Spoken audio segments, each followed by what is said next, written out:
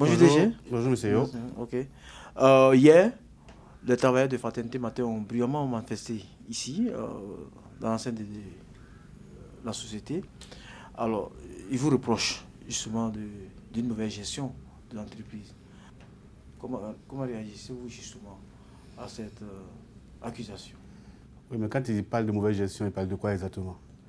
Moi, ce dont il vient me parler assez souvent, c'est les retards de salaire, c'est parfois les produits qu'on veut acheter et puis il n'y a pas d'argent. Mais tout cela était dû au fait que Fraternité Matin traversait une période difficile. On n'a jamais caché cela, ils le savent tous. Depuis 3 ou 4 ans, Fraternité Matin est en crise comme toutes les entreprises de presse. Il ne faut pas l'oublier, dans le monde entier, il y a des grands journaux qui ont fermé, ça ils l'oublient. Les journaux, on connaît la situation, ça ne se vend plus, on a des problèmes de distribution, etc. Donc nous avons effectivement des difficultés qu'on n'a pas cachées. Et depuis 3 ans, nous avons travaillé sur un plan de restructuration. Nous sommes tournés vers notre propriétaire, qui est l'État de Côte d'Ivoire, qui est l'actionnaire unique. On s'est tourné vers lui, on a expliqué nos problèmes. Il a regardé notre situation. Il a ausculté la société vraiment dans les moindres détails pendant pratiquement 2 ans. Et de ça est sorti un plan de restructuration qui a été adopté d'abord par le conseil d'administration de Fraternité Matin.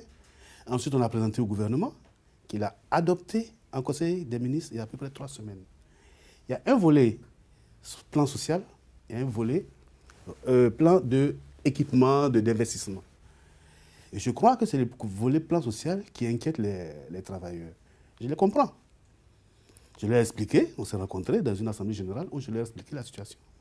On va appliquer un plan social, mais en le faisant dans la plus grande transparence et dans la plus grande justice, pour que personne ne sorte lésé de cette histoire-là. On s'est écouté, on a discuté. Et il y a 2 jours, ils m'ont informé qu'ils allaient tenir une assemblée générale, ce qui est tout à fait logique. Et hier, à ma grande surprise, j'ai vu que c'est devenu une chasse au DG. Les travailleurs nous ont fait savoir que lors de la passation de votre prise de fonction ici, lors de la passation de service, votre prédécesseur a laissé dans les caisses des Fraternités Matin plus de 500 millions. Bon, vous savez quand on dit... Aujourd'hui, qu'en est-il exactement? Avec 500 millions, on ne va pas loin. Hein. Ça, je peux vous assurer qu'avec 500 millions, quand on a une entreprise de 300 personnes et qu'on sort un journal tous les jours, avec 500 millions, on ne va pas loin. 500 millions en espèces. Soyons sérieux. Soyons sérieux. Et qui se rappelle aussi que moi, je les ai augmentés de 20%. Voilà, c'est avec 500 millions qu'on augmente les gens. Oui, on a trouvé une situation qui était plus ou moins bonne, au point qu'on a augmenté les salaires de tout le monde de 20%, sauf celui du DG, entre parenthèses. Mais c'est trouvé qu'après, la situation s'est dégradée. On avait une subvention qu'on n'avait plus. L'état de la presse, comme je te l'ai dit, quand vous regardez en France, puisque c'est notre exemple le plus proche, un journal comme Le Monde a failli fermer s'il n'y a pas eu le trio Berger, Niel, Pigas qui a injecté des milliards et des milliards dans cette entreprise. Il y en a plein. Il y en a plein qui ont fermé. Et en Côte d'Ivoire ici, le GEPSI a tenu ses assises il n'y a pas longtemps. Il y a plein de journaux qui risquent de disparaître. Et ça aurait été notre cas si l'État n'est pas venu en aide. Alors quand ils disent, oui, il y avait 500 millions dans les caisses, et puis ça a disparu, c'est enfantin. Franchement, parlons de choses plus sérieuses. Quand ils arrivaient, la situation était tellement bonne que j'ai augmenté les salaires de 20%. J'ai acheté des machines, j'ai acheté une rotative. Faisons-la tourner, c'est ça qui est le plus important. Justement, concernant la rotative, ils nous ont fait savoir que c'était une rotative flambant neuve qui devait venir et qu'on vous a donné les moyens, c'est-à-dire plus de près de 600 millions, mais finalement c'est une rotative de seconde main que vous avez fait venir à pratiquement 100 millions. Non, soyons sérieux, les papiers sont là. C'est même pas moi qui ai acheté la rotative, c'est l'État qui a payé directement à la personne. C'est même pas moi qui a été négocié. Vous comprenez ça? Moi je ne comprends rien aux rotatives, donc je n'ai même pas voulu aller regarder même. On a envoyé les techniciens, ils ont envoyé la facture qui est allée directement au ministère. Le ministère a réglé la facture. Donc, qu'ils arrêtent de dire n'importe quoi. Je les comprends. Je comprends leur peur. Je comprends leur frustration.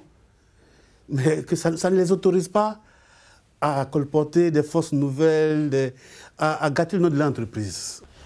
Monsieur le secrétaire général, vous avez dit que l'entreprise, tout allait bien au départ et puis après, les choses ont précipité, mais en même temps, vous avez embauché, parce que les gens vous reprochent justement d'embaucher vos amis, d'avoir embauché vos amis et les payer à un prix d'or, à des salaires mirobolants.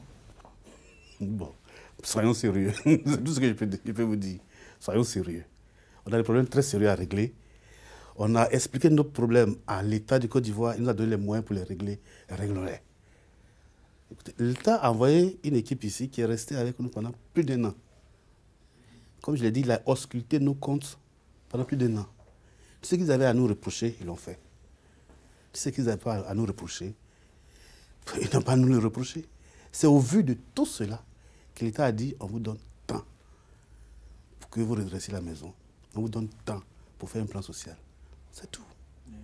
Maintenant, faisons en sorte qu'on réussisse notre plan social pour que personne ne soit lésé.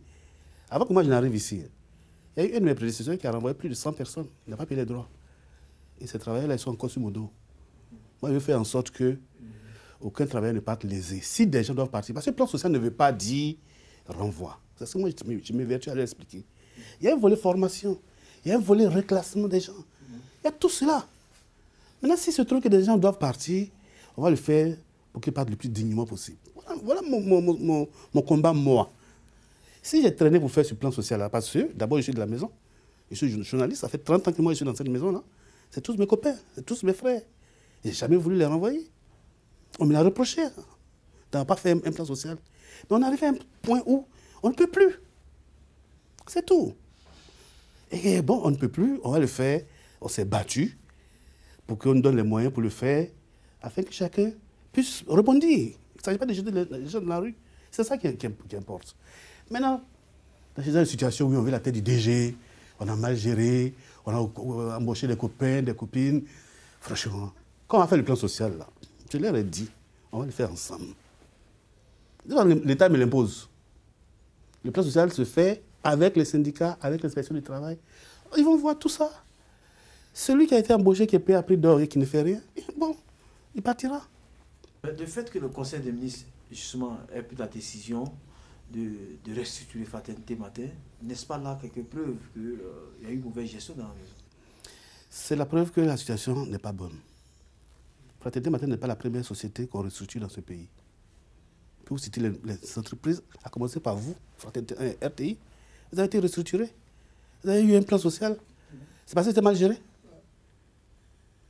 Mais vous connaissez toutes les entreprises qui ont été restructurées. Même l'État, on les restructure de temps en temps. Quand l'État n'a pas d'argent, qu'est-ce qu'il fait? Il va emprunter.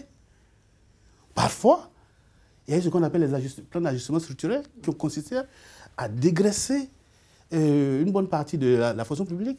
Ça veut dire que l'État est mal géré? Non. On traverse une situation que personne n'avait prévue, qui est la crise de la presse dans le monde entier. On a traversé une crise économique et une crise militaire. Et des presses qui distribuent les journaux, qui est notre filiale, a été incendiée, carbonisée. Ils ont mis de l'essence dans le siège, tous les véhicules, ils ont tout brûlé.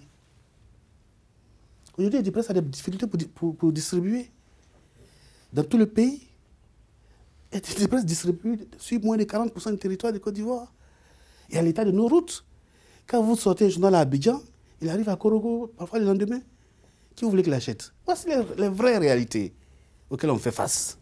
Vous, quand vous preniez Fraternité Matin, vous avez dit que vous avez fait de Fraternité Matin le plus grand journal d'Afrique. Aujourd'hui, qu'en est-il justement avec cette idée? Je vous invite d'abord à regarder les journaux depuis Dakar jusqu'à Kinshasa. On est dans les pays francophones. Et puis dites-moi un journal qui puisse se comparer à Fraternité Matin. Dites-le-moi. Sans vouloir me vanter, ce sont mes confrères qui nous appellent pour nous féliciter et qui viennent ici pour apprendre de nous. Vous pouvez leur demander. Hein. On a formé un groupement. Mes collègues, directeurs de journaux de toute l'Afrique de l'Ouest m'ont porté à la tête. Pourquoi? Parce qu'ils admirent Fraternité Matin. Ça ne veut pas dire qu'on n'a pas de problème. Oui, on en a. L'État a compris, il a compris notre ambition. Voici pourquoi il nous donne les moyens. Ce n'est pas plus compliqué que cela. La Sigogie est en train d'être restructurée. La Poste a été restructurée. La Sotra a été restructurée. La RTA a été restructurée. Ça veut dire que toutes ces entreprises sont mal dirigées. On doit faire une mutation vers le numérique. Tant qu'on ne comprend pas, c'est ça le vrai problème. Celui qui n'a pas compris qu'on doit changer de mentalité et faire notre mutation vers le numérique n'a rien compris. Nous sommes en train de le faire. Et ça fait peur à beaucoup de personnes. Parce que quand on va appliquer le numérique, il y a des gens qui sortiront automatiquement du système. Parce qu'il y a des gens, je vous assure, M. Yeo, vous connaissez la maison, vous étiez ici. Il y a des gens qui ne savent même pas taper à un ordinateur. Allumer l'ordinateur, il y en a qui ne savent pas le faire dans cette maison, au XXIe siècle. Et ils sont journalistes. Ils écrivent encore à la main. On ne peut pas continuer comme ça. Donc quand on dit on va numériser, c'est les premiers qui tremblent. Je ne sais pas si vous étiez là quand on a voulu numériser la circulation du papier. Pour que vous tapez votre papier de votre ordinateur, vous ne bougez plus, ça sort à la correction et à la mise en page sans que vous bougiez. Mais il y a une levée de bouclier terrible. C'est à ce moment-là je me suis rendu compte qu'il y avait plein de journalistes qui ne savent pas utiliser l'ordinateur. Vous leur envoyez un mail, ils ne peuvent même pas vous répondre parce qu'ils ne savent pas comment utiliser un mail. On est en 2017, mon ami. Voilà les vrais enjeux de la Fraternité Matin. Ceux qui s'agitent le plus, là, c'est ceux-là à qui ça fait peur. Parce qu'il faut reconvertir certaines mentalités. Il faut reconvertir certains journalistes dans le numérique. Tous les journaux qui s'en sont sortis ont fait cette reconversion-là. On n'invente rien. Hein? Moi, j'aime bien citer l'exemple du Monde parce que ce sont nos amis. Le directeur est un ami et on s'inspire de leur modèle. Le Monde a pu s'en sortir. Pourquoi? Parce qu'ils ont réussi à développer un journal en ligne qui fait à peu près 50% des recettes, qui apporte 50% des recettes à toute l'entreprise. Et le papier fait 50%. Nous, on devait ça. On est en train de le faire. Il nous manquait juste un peu de moyens que l'État est en train de nous donner. L'État a compris. Mais ça doit s'accompagner d'un changement de mentalité chez nous-mêmes. Notre façon de travailler, notre façon d'écrire. On n'écrit pas dans un journal numérique comme on écrit dans un journal papier. Il y a beaucoup qui ne sont pas prêts à le faire. Il y a de la mauvaise foi quelque part. Mais comme je l'ai dit, il y a des peurs légitimes que moi je comprends. Puis bon, on va y aller, on va se faire ce plan social-là avec tout le monde. Et puis bon, on va le faire au mieux des intérêts de tout le monde. En ayant en priorité, en esprit, la survie de l'entreprise. Que Vénus Conan s'en aille, il partira. On a une galerie de portraits. Et beaucoup qui sont passés avant moi. Hein? Et il y en aura qui passeront après moi. Le temps au départ, quand ça arrivera, je partirai. En attendant, travaillons pour la survie de l'entreprise. C'est le plus important.